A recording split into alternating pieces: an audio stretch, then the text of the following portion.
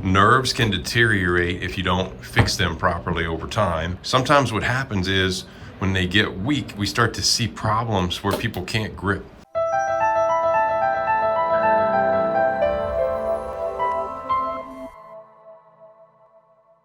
All right, live from the Nerve Health Institute, we got Mr. Curtis with us today. This is his second visit.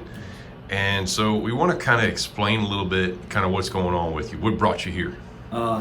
Tension and pain in my joints and my hands. Okay, so let's kind of see, can you show us what your hands, and this has been ongoing for a while, right? Yes. How long? Probably about a year and a half.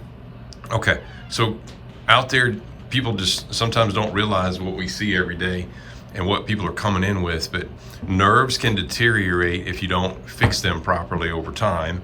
And so you have muscles in your hands that make you grip, but technically they're powered by nerves coming from your brain down through your neck and arm that power up these muscles here. Sometimes what happens is when they get weak, we start to see problems where people can't grip. So let's just see your right hand. Can you grip your right hand tight? Yeah, and maybe leave it up so people can see. That's still not. It's not all the way.